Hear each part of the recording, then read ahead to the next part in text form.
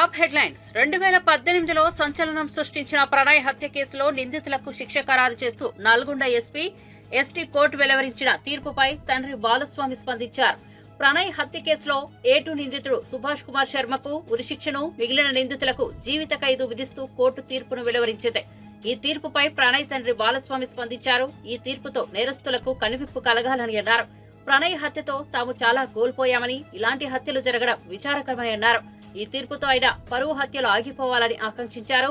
తన కొడుకు ప్రణయ్ హత్య జరిగినప్పుడు ఇదే చివరిది కావాలని కోరుకుంటూ జస్టిస్ ఫర్ ప్రణయ్ పేరిట పోరాటం చేశామని గుర్తు చేశారు. కానీ ఆ తర్వాత కూడా పలు హత్యలు చోటు చేసుకున్నాయని ఆవేదన వ్యక్తం చేశారు. అవతలి వ్యక్తులను చంపే వాళ్లకు కులం పేరుతోని ఈ యొక్క తీర్పు అనేది కనువిప్పు కావాలని నేను కోరుకుంటున్నాను.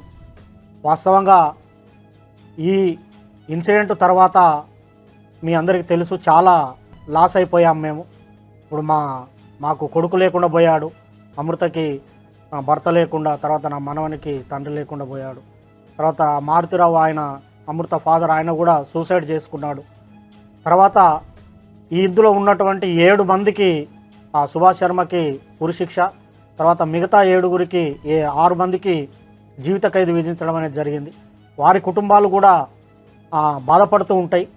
కాబట్టి ఎవరైతే ఈ సుపారీలు తీసుకొని హత్యలు చేసే వాళ్ళకి ఇది ఒక కనువిప్పు కావాలి. ఏదన్నా ఉంటే మాట్లాడుకోవటం కానివ్వండి, సమస్య పరిష్కారానికి సామరస్యంగా చేసుకోవాలి తప్ప మేనేజ్ చేయొచ్చులే, వాళ్ళకి అంతో ఇంతో డబ్బులు ఇవ్వచ్చులే, మేనేజ్ చేయొచ్చులే అని చెప్పి చంపడం అనేది కరెక్ట్ కాదు. ఈ కేసు విషయంలో మమ్మల్ని కూడా అనేక రకమైనటువంటి ప్రలోభాలు పెట్టినప్పటికి కూడా మేము ఎక్కడ లొంగకుండా న్యాయం జరగాలి, ఈ హత్యతోని మిగతా కుల హత్యలు ఆగిపోవాలని చెప్పి మేము పోరాటం అనేది చేయటం జరిగింది. 6.5 సంవత్సరాలు మేము ఎదురు చూసాం న్యాయం కోసం, మేము సాక్ష్యం చెప్పి. ఇందులో ముఖ్యమైనటువంటి పాత్ర పోషించినటువంటి అప్పటి డిఎస్పి శ్రీనివాస్ గారికి ప్రత్యేకమైన కృతజ్ఞతలు ఈ సందర్భంగా తెలియజేస్తూ ఉన్నాను. ఎందుకంటే సారు ఐఓగా చాలా గొప్పగా ఆ కేసును పకడ్బందీగా, చాలామంది మమ్మల్ని అన్నారు ఎందుకు కేసు లేట్ అవుతుంది, ఛార్జ్షీట్ లేట్ అవుతుంది, ఏదో జరుగుతుందని.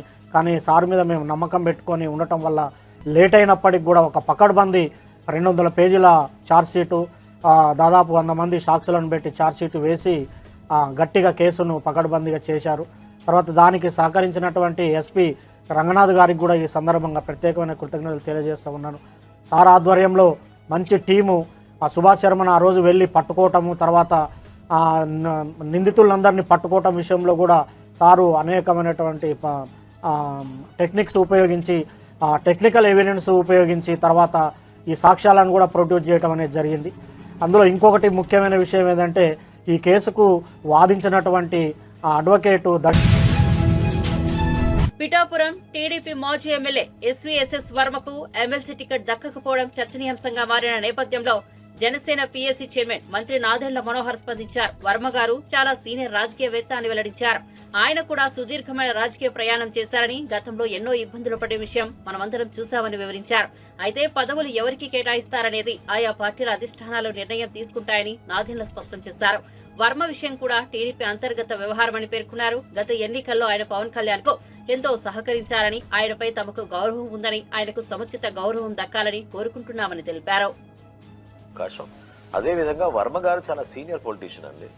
ఆయన కూడా సుదీర్ఘమైన ప్రయాణం చేశారు, ఎన్నో ఇబ్బందులు పడ్డారు. గతంలో కూడా చూసాం మనందరం కూడా. ప్రతి నాయకుడు రాజకీయాల్లో అటువంటి 5 సంవత్సరాలు ఎవరు కోరుకోరు, అట్లా ఉంటాయని కూడా ఎవరు ఊహించుంటారు. సో వర్మ గారు కూడా ఆ విధంగా ఇబ్బంది పడ్డారు. అయితే పదవులు ఎవరికి కేటాయిస్తారనేది ఏ పార్టీ అధిష్టానం అది నిర్ణయం తీసుకుంటారు.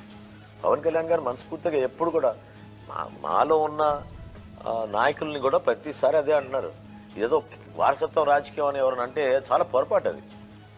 పవన్ కళ్యాణ్ గారు ఎప్పుడు కూడా కోరేది అంటే యువ నాయకత్వం, కొత్త నాయకత్వాన్ని మనం ఎంకరేజ్ చేయాలి, ఎంతమందికి అవకాశం ఇవ్వగలితే అంతమందికి ఇవ్వాలి మన అవకాశం అని ఆయన నిలబడతారు. ఆయన ఇప్పుడు చాయిస్ ఇస్తే ఆయన పదవి తీసుకోరు, కానీ ఇతరులకు పదవి ఇచ్చే మనిషి ఆయన.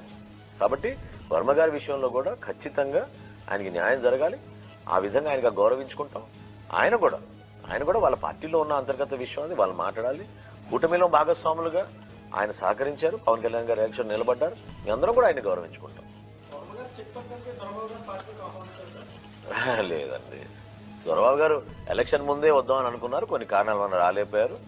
ఆయన మాలో ఒక కుటుంబ సభ్యుడిగా ఉన్నారు. ఆయన చాలా సౌమ్యంగా ఉండే మనిషి. అటువంటి ఆలోచనలు ఏం లేదు. ఒక చెక్ పెట్టడానికి అవసరం ఏముంది? ఇది పవన్ కళ్యాణ్ గారి నియోజకవర్గం. ఇక్కడ ఎవరు చెక్ పెడతామండి?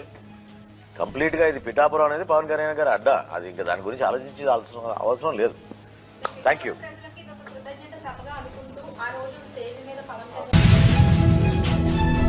సూర్యాపేట నియోజకవర్గం పెన్పహాడ్ మండలంలో నీటి సమస్య తీవ్రతమవుతోంది.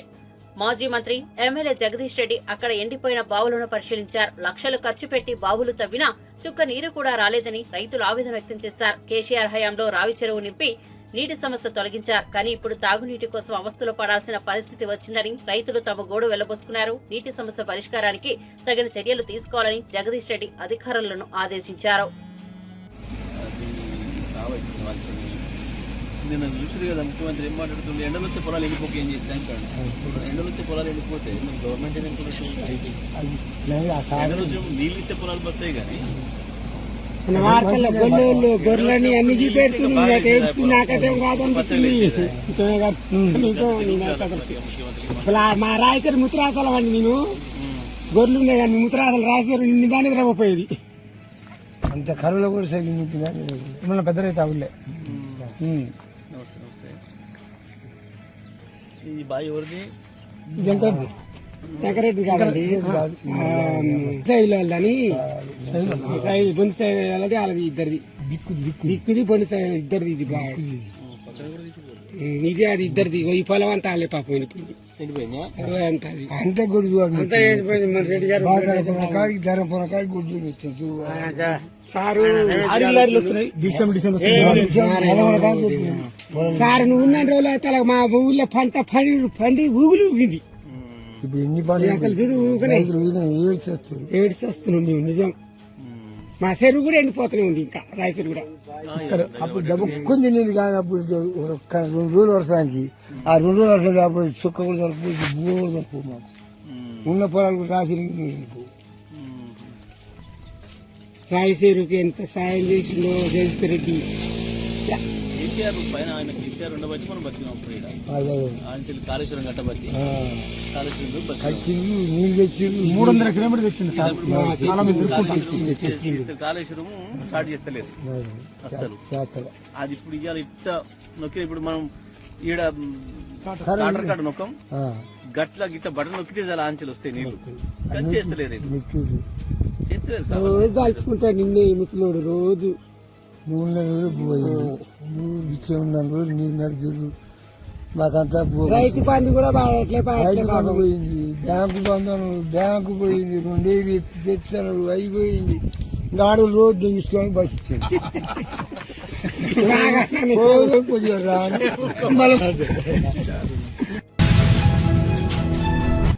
ఒక ఆలోచన ముందు చూపుతో రాష్ట్ర ప్రజల కోసం పలు సంక్షేమ పథకాలను కాంగ్రెస్ పార్టీ ప్రకటించిందని ఎమ్మెల్సీ అభ్యర్థి విజయశాంతి అన్నారు.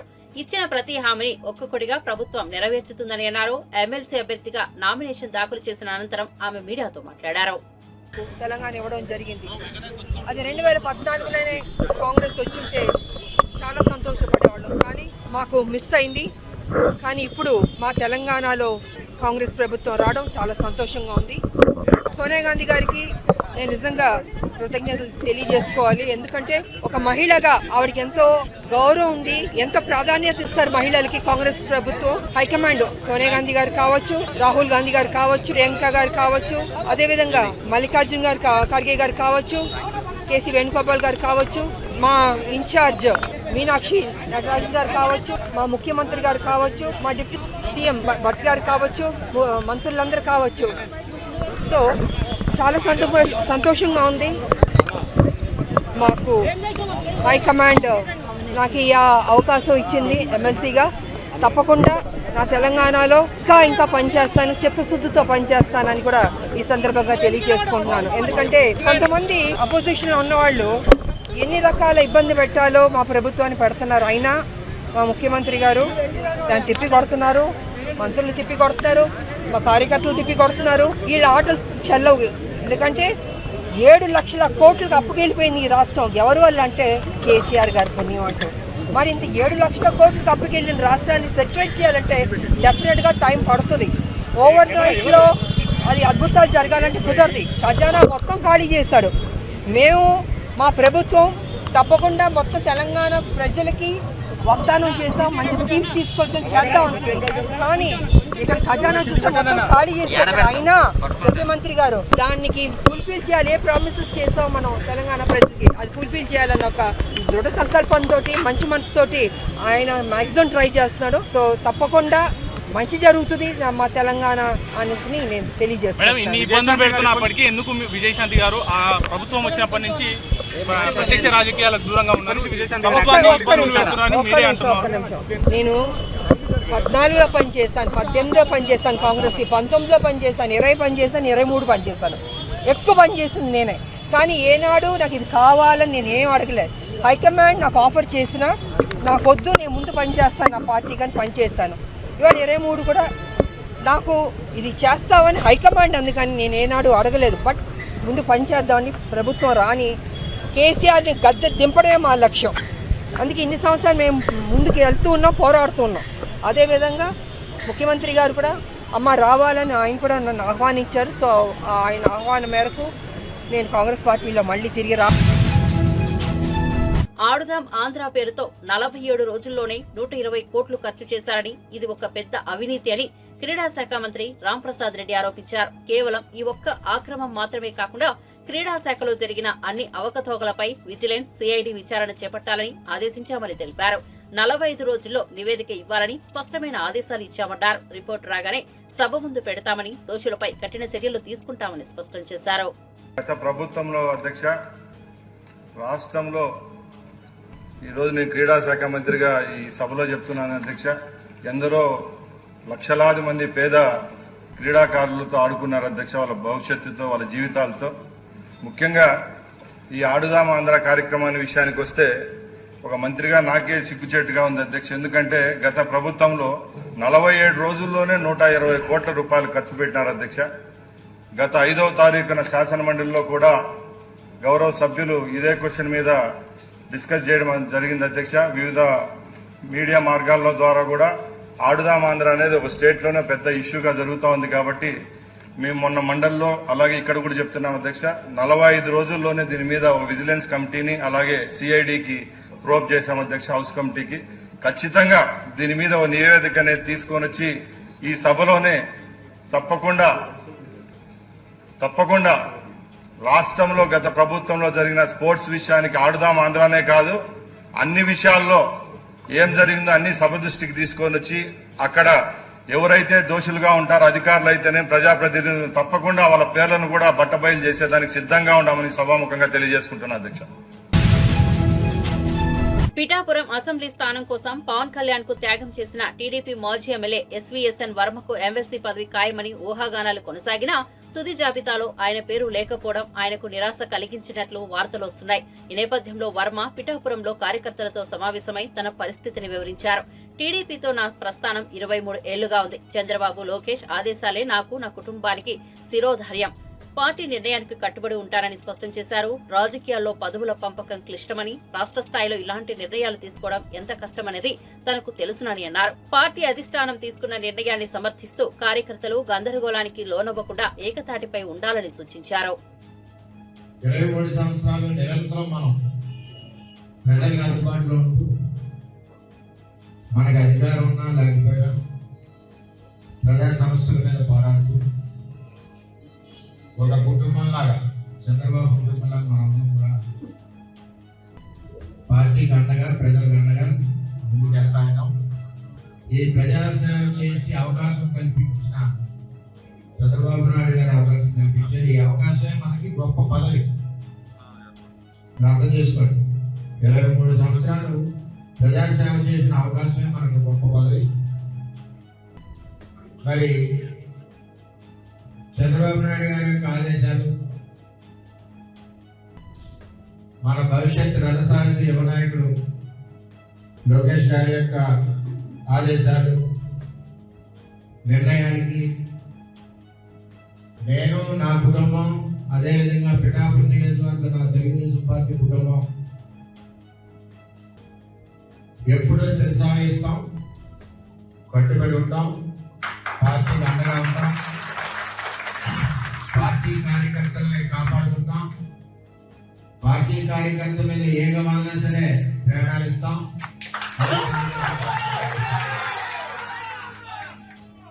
ఉదాహరణ, చంద్రబాబు నాయుడు గారి ఆదేశాల మేరకు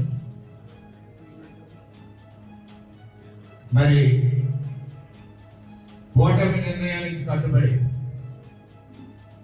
నేను, నా శ్రీమతి, నా కొడుకు గిరీషు, అదేవిధంగా మన నాయకులు, వారి శ్రీమతులు, వారి పిల్లలు అందరూ కూడా కష్టపడి పనిచేసి గౌరవ చంద్రబాబు నాయుడు గారు ఆదేశాలు, ఆయనకి గౌరవం, ఆయన ఇచ్చిన ఆదేశాలకి అనుగుణంగా ఇంటింటికి ప్రచారం చేసి చంద్రబాబు నాయుడు గారి గౌరవం నిలబెట్టింది పిఠాపురం తెలుగుదేశం పార్టీ అని తెలియజేస్తారు. అదే మా పిఠాపురం తెలుగుదేశం పార్టీ యొక్క క్రమశిక్షణ, మా పిఠాపురం. విజయవాడలోని బీజేపీ రాష్ట్ర కార్యాలయానికి వచ్చిన బీజేపీ జాతీయ కార్యవర్గ సభ్యుడు సోము వీర్రాజ్ కు పార్టీ నేతలు ఘన స్వాగతం పలికారు. బాణసంచా, డప్పు వాయిద్యాలతో వేడుకలను నిర్వహించారు. ఎమ్మెల్సీగా అవకాశం వచ్చిన సందర్భంగా బీజేపీ నేతలు దయాకర్ రెడ్డి, కిలారు దిలీప్, బబ్బూరి శ్రీరామ్, పాకా సత్యనారాయణ, మాలతి రాణి సోము వీర్రాజుకు శుభాకాంక్షలు తెలిపారు.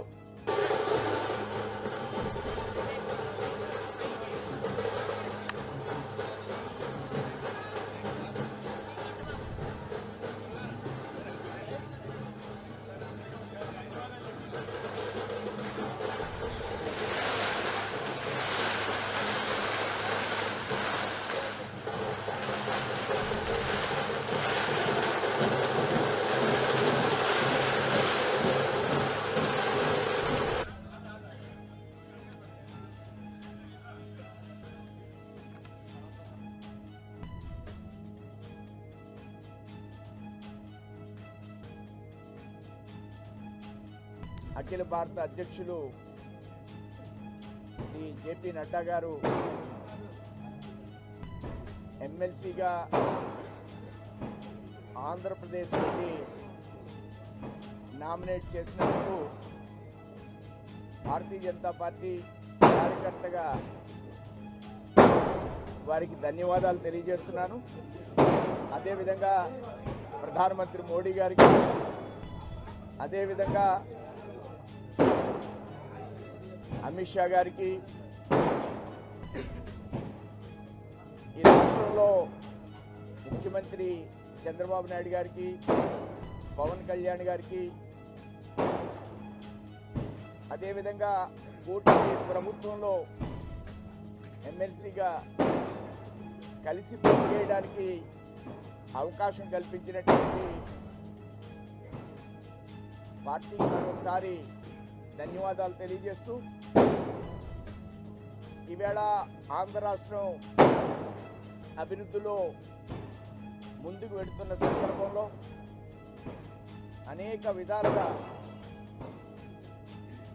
అటు పారిశ్రామికంగా కానీ, సంక్షేమంలో కానీ, ఆర్థికంగా మెరుగుపరిచేటువంటి అనేక విధాలలో ఈవేళ ప్రభుత్వం ముందుకు వెళ్తుంది. ఈ ప్రభుత్వంతో ఎమ్మెల్సీగా కలిసి పనిచేయడానికి నేను ఎంతో గర్వపడుతున్నాను, ఆనందాన్ని వ్యక్తం చేస్తున్నాను. Thank you.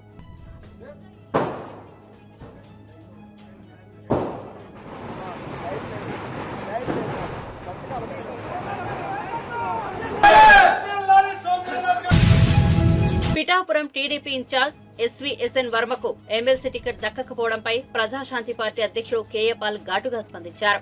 నువ్వు పోటీ చేయొద్దని ఎమ్మెల్సీ నీకే ఇస్తామని హామీ ఇచ్చారు. కానీ చివరికి పవన్ తన అన్న నాగబాబుకు టికెట్ ఇచ్చుకున్నాడని ఆరోపించారు. వర్మ వాళ్ల మాట నిలబెట్టుకోరని అప్పుడే చెప్పాను కదా, ఇప్పుడు పవన్ చంద్రబాబు చుట్టూ తిరగడం ఏంటి అంటూ ప్రశ్నించారు. జనసేన, టీడీపీ రెండూ ప్రజలను మోసం చేస్తున్నాయని, ఈసారి కేవలం ప్రజాశాంతి పార్టీదే గెలుపు అని వ్యాఖ్యానించారు. నాగబాబుకి ఇచ్చేసాడు ఎమ్మెల్సీ, మరి చంద్రబాబు నాయుడు గారు టీడీపీ తరపునే కదా ఇచ్చారు. ఏం చెప్పారు వర్మకి పిఠాపురంలో? నువ్వు పవన్ కళ్యాణ్కి మద్దతు పోటీ చేయకుండా నెక్స్ట్ ఎమ్మెల్సీ నీకే ఇస్తానని దేవుడి సాక్షిగా చెప్పాడు. ఆ వర్మేమో అమరావతిలో, విజయవాడలో పవన్ కళ్యాణ్ చుట్టూ, చంద్రబాబు చుట్టూ తిరుగుతున్నాడు. అయ్యా మీ మాట నిలబెట్టుకోండి అని. బుద్ధుందా వర్మ? వాళ్ళ మాట నిలబెట్టుకోరని అప్పుడే చెప్పాను కదా. మరి ఈ మధ్యని పిఠాపురం మాజీ వైసీపీ ఎమ్మెల్యే దొరబాబు ఎవరో అట మళ్ళీ జనసేనలో చేరాడు. నాకు అర్థం అవట్లేదు, అసలు మీకు బుద్ధి బుర్ర ఉందా? 2008లో ఇదే పవన్ కళ్యాణ్ చిరంజీవి ప్రజారాజ్యం పార్టీ పెట్టి 100 కోట్లు 1000 కోట్లు కలెక్ట్ చేశారని మనం అందరం విన్నాం. కొంతమంది సూసైడ్ కూడా చేసుకున్నారు.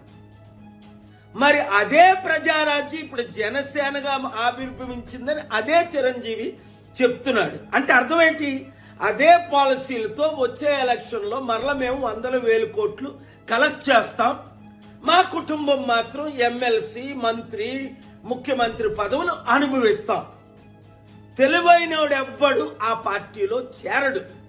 మూర్ఖులు, గుడ్డోలు, బుర్రలేనోళ్ళు మాత్రమే చేరుతారు అందులో.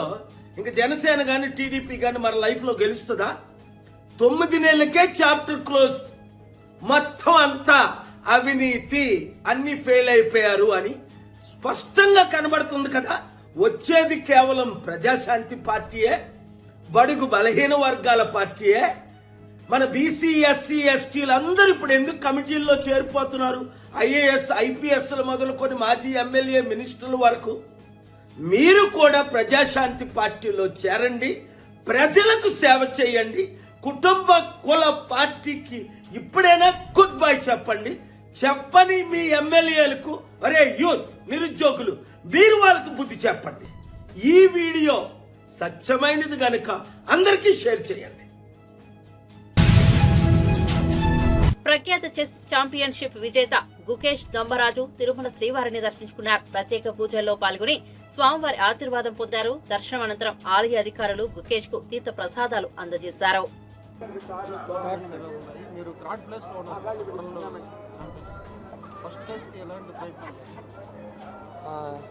I have to keep working hard. Inka like 2025 year there is a lot of important tournaments. I'm focusing on that. All formats I want to improve, and hopefully at some point with God's grace, good things will happen. Thank you. And கடவுள் அருள்னால இது நல்லது நடக்கும்னு நான் நம்புறேன். உலக தரத்துல நீங்க 3வது இடத்துல இருக்கீங்க. அடுத்து 1வது இடத்துக்கு வரதுக்கான முயற்சிகள் எப்படி இருக்கு? அதான் இன்னும் நிறைய ஹார்ட் ஒர்க் பண்ணணும். அதுக்கு நிறைய ஆப்பர்ச்சுனிட்டிஸ் இருக்குது இந்த இயரில். ஸோ அதை யூஸ் பண்ணிக்க ட்ரை பண்ணுறேன். எப்பவுமே திருப்பதிக்கு வந்து ஃபஸ்ட்டு நீங்கள் முடிச்சுட்டு தான் போகிறீங்க. அதோட சென்டிமெண்ட்டாக நினைக்கிறேன். எனக்கு கடவுள் நம்பிக்கை இருக்குது. ஸோ கடவுள்கிட்ட தரிசனம் பண்ணிவிட்டு கடவுள்கிட்ட வந்து தரிசனம் பண்ணுறது ஐ ஃபீல் குட்.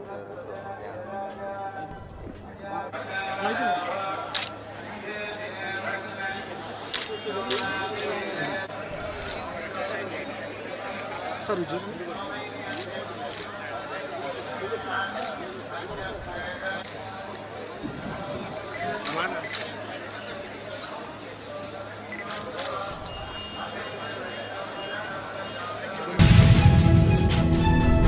టీడీపీ నేత బుద్ధా వెంకన్న బీఆర్ఎస్ నేత కేటీఆర్ పై తీవ్ర వ్యాఖ్యలు చేశారు. బీఆర్ఎస్ ఓడిపోయినా కేటీఆర్ వెకిలి చేష్టలు మానలేదు.